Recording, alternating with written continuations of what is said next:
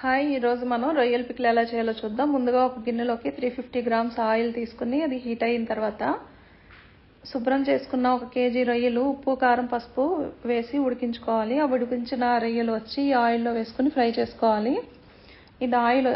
ఈ పికిల్ వచ్చి 3-4 మంత్స్ నిల్వ ఉంటుందండి. ఇలా కొంచెం గోల్డెన్ బ్రౌన్ వచ్చే వరకు ఫ్రై చేసుకుని ఆయిల్లోంచి తీసుకోవాలి. ఆయిల్లో జీలకర్ర, కరివేపాకు, ఎండుమిర్చి కూడా వేసుకున్నానండి.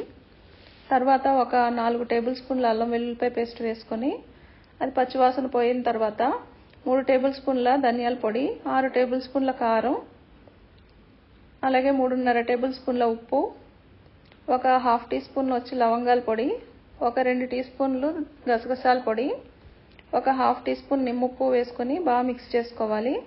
ఇవన్నీ బాగా ఫ్రై అయిన తర్వాత మనం ఫ్రై చేసుకున్న రొయ్యలు కూడా వేసుకొని కలుపుకొని చల్లారిన తర్వాత గాజు కంటైనర్లో నిల్వ చేసుకుంటే టేస్టీ రొయ్యల పికిల్ రెడీ.